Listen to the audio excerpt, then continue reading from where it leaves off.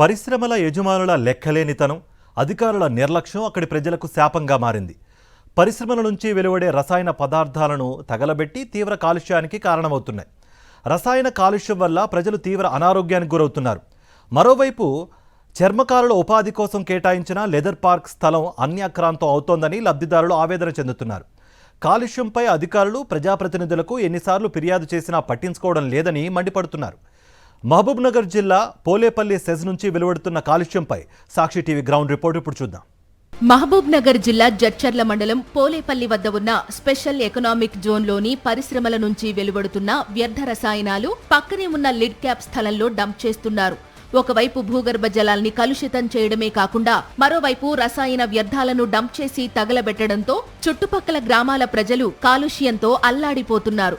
SEZ పక్కనే 2003లో చర్మకారుల కోసం ప్రభుత్వం 25 ఎకరాల స్థలం కేటాయించి 250 మందికి వివిధ ప్రాంతాల్లో పాదరక్షల తయారీలో శిక్షణ ఇప్పించారు.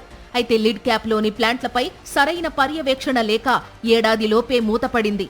దశాబ్దాలుగా సంస్థలోని యంత్ర పరికరాలు, సామాగ్రి చోరీకి గురయ్యాయి. భవనాలు శిథిలావస్థకు చేరాయి. ఇప్పుడు సెజ్లోని పరిశ్రమల వ్యర్థాలకు డంపింగ్ యార్డుగా మారిపోయిందని చర్మకారులు ఆవేదన వ్యక్తం చేస్తున్నారు. పరిశ్రమల నుంచి వెలువడుతుండేటువంటి యొక్క వ్యర్థాలు, ఓవైపు భూగర్భ జలాలు అన్ని కూడా కలుషితమై తమ యొక్క పంట పొలాలు నాశనం అవుతున్నామని ఓవైపు రైతులు గగ్గోలు పెడుతుండేటువంటి క్రమంలోనే మరొక వైపు ఏదైతే ఈ యొక్క పరిశ్రమల నుంచి వచ్చేటువంటి ఏదైతే డ్రైకి సంబంధించినటువంటి యొక్క వ్యర్థాలు ఉన్నాయో వాటన్నిటిని కూడా సమీపంలో ఉండేటువంటి కొంతమంది ఉపాధి కోసం ఇచ్చినటువంటి లెదర్ పార్క్ స్థలంలో వేస్తుండడంతో ఇప్పుడు అదంతా కూడా డంపింగ్ మారినటువంటి పరిస్థితి ఉంది. వాస్తవంగా పొల్యూషన్ కంట్రోల్ బోర్డు అధికారులు ఎవరైతే పరిశ్రమలు ఉన్నాయో ఆ పరిశ్రమలకు సంబంధించినటువంటి యొక్క యజమానులు ఇక్కడ వ్యర్థాలన్నింటినీ కూడా దూరంగా తరలించి వాటిని అన్నిటి కూడా ప్రజలకు హానికరంగా ఉండకుండా ఉండే విధంగా వాటిని డిస్పోజ్ చేయాల్సి ఉంటుంది. కానీ అలాంటివి ఏవి లేకుండా పక్కనే ఖాళీగా ప్లేస్ ఉంది కాబట్టి వాటన్నిటిని ఇక్కడ తీసుకొని వస్తున్నారు. మనం చూస్తున్నాం ఇక్కడ పరిశ్రమల నుంచి వచ్చినటువంటి ఒక ట్రాక్టర్లో ఉండేటువంటి వ్యర్థ పదార్థాలను కూడా మనం గమనించవచ్చు. ఇప్పటికే తాము అధికారులకు ప్రజాప్రతినిధులకు ఎన్నిసార్లు విన్నవించినప్పటికీ కూడా పట్టించుకోవడం లేదని చెప్తున్నారు. దీంతో విలువైనటువంటి యొక్క స్థలము ఇట్లా డంపింగ్ మారడం, భవిష్యత్తులో ఇది ఆక్రమణ గురి అయ్యేటువంటి అవకాశం ఉంది. కాబట్టి ప్రభుత్వం దృష్టి పెట్టి దాదాపు 250 కుటుంబాలు శిక్షణ పొందిన వాళ్ళు ఉన్నాం కాబట్టి వాళ్లకు ఈ యొక్క పరిశ్రమను పునరుద్ధరించడంతో పాటు ఈ యొక్క డంపింగ్ యార్డ్కి సంబంధించినటువంటి ఏదైతే వ్యర్థాలు ఉన్నాయో అవి ఇక్కడ వేయకుండా చూడాలనేటువంటి డిమాండ్ వాళ్ళ నుంచి వినిపిస్తుంది.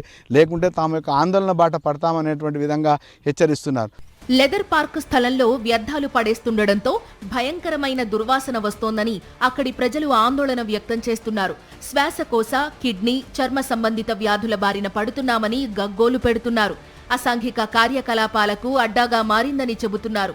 వ్యర్థాలను తింటున్న కుక్కలు పిచ్చిపట్టి మనుషులపై దాడులు చేస్తున్నాయని చెబుతున్నారు. అధికారులకు, ప్రజాప్రతినిధులకు ఎన్నిసార్లు ఫిర్యాదు చేసినా పట్టించుకోవడం లేదని, ఇకనైనా స్పందించకుంటే ఆందోళన బాట పడతామని హెచ్చరిస్తున్నారు.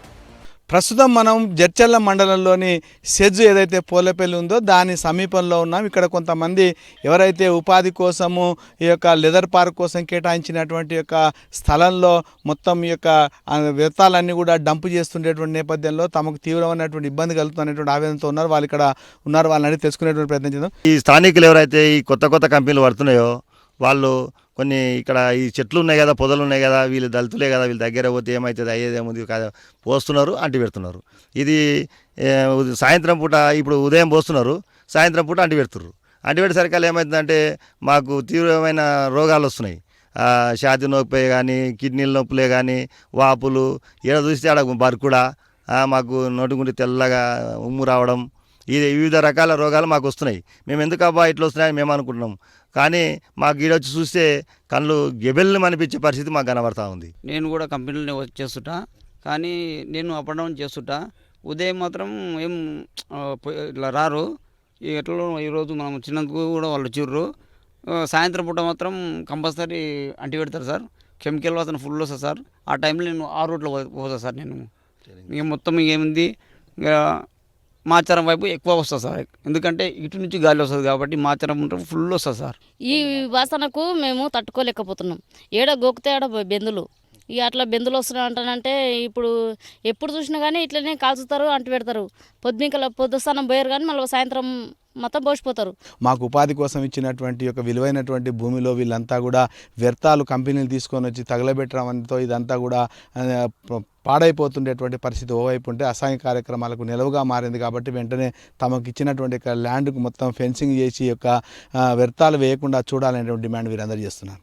కోట్ల రూపాయలు సంపాదించే పరిశ్రమలు వ్యర్థాలను సరైన రీతిలో నిర్మూలించకుండా పక్కనే ఖాళీగా ఉన్న లిడ్ క్యాప్ స్థలంలో వేయడమే కాకుండా వాటిని తగలబెట్టి చుట్టుపక్కల గ్రామాల ప్రజల ఆరోగ్యంతో ఆటలాడుతున్నాయి. కాలుష్యాన్ని కలిగిస్తున్న ఆ పరిశ్రమలపై ప్రభుత్వం చర్యలు తీసుకోకపోతే ఆందోళన తప్పదంటున్నారు అక్కడి ప్రజలు.